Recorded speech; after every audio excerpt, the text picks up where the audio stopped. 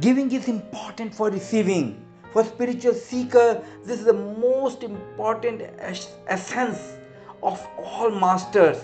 That if you want to receive something, start giving.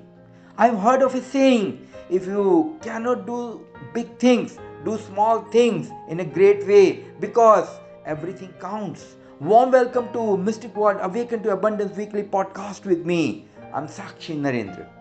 There are three methods that used to help us on the path of enlightenment. Number one is self surrender, where we surrender completely to God or to the self. But that's hard to do for most people. It sounds easy, but it's not. It means you have no life of your own.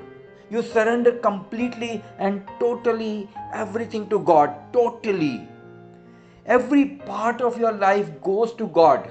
Not my will, but thine. That's devotion, bhakti. Again, it sounds easy to some people, but it's not when you get into it. And because it means every decision that you have to make is left up to God.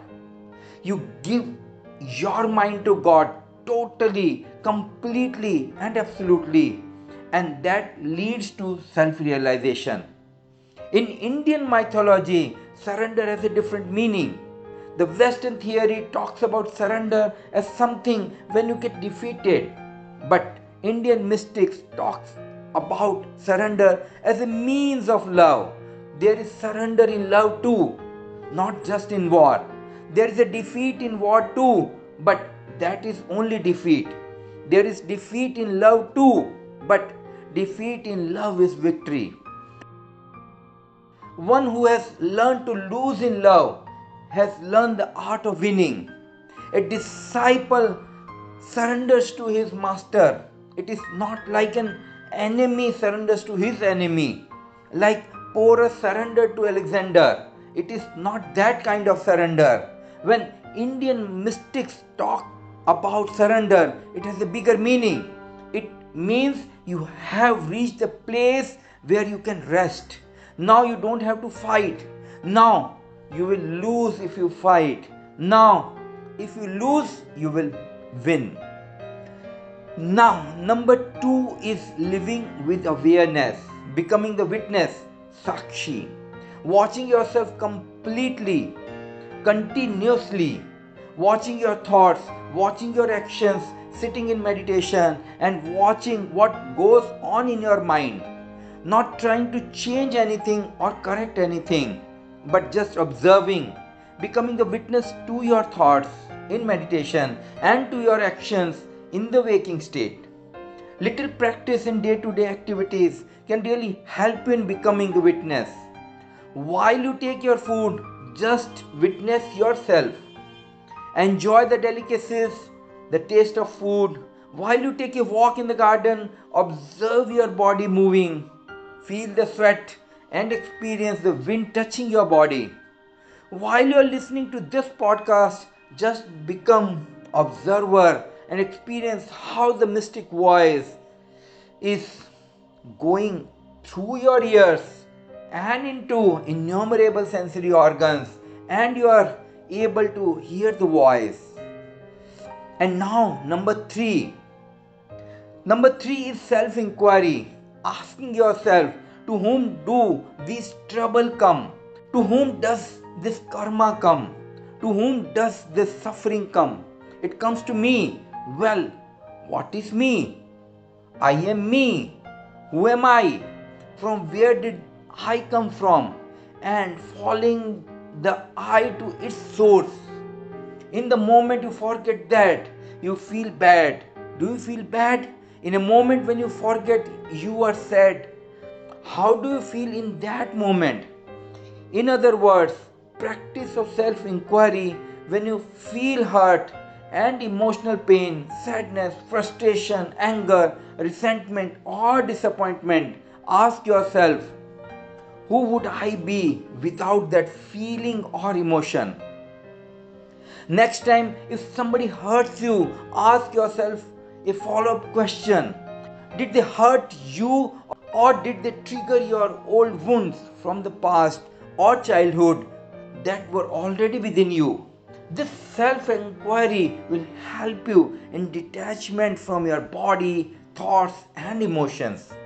Transcend your inner chaos in order to transcend your outer reality. In short, by any of these self realization methods, the message is clear: giving is important for receiving.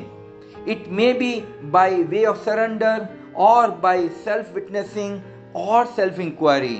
But remember the four letter word: give. GIVE, give.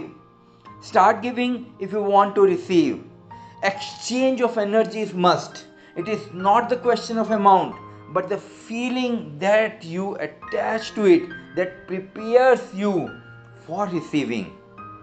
In story of Ramayana, after the abduction of Mata Sita to enable Lord Ram to reach Lanka, his monkey army starts building a bridge over the sea to connect the forest to Lanka. To build the bridge, the entire army writes the name of Lord Shri Ram on the stone and throws stone in the sea. Due to the name of Lord Ram being written, the stones start floating instead of sinking in the sea. At that time, there was also a squirrel there which was picking up pebbles with its mouth and throwing them in the river. A monkey was watching it doing this again and again. After some time, the monkey makes fun of the squirrel. The monkey says, "Hey, squirrel, you are so small. Stay away from the sea. It may happen that you get buried under these stones." Hearing this, other monkeys also start making fun of the squirrel. The squirrel becomes very sad after hearing all this. Lord Ram also watches all this happening from a distance. As soon as the squirrel eyes fall on Lord Ram, it reaches near Lord Rama crying. The troubled squirrel complains to Sri Ram about all the monkeys. Then Lord Ram stands up and shows the monkey army how the pebbles and small stones that the squirrel had thrown are connecting with big stones to each other.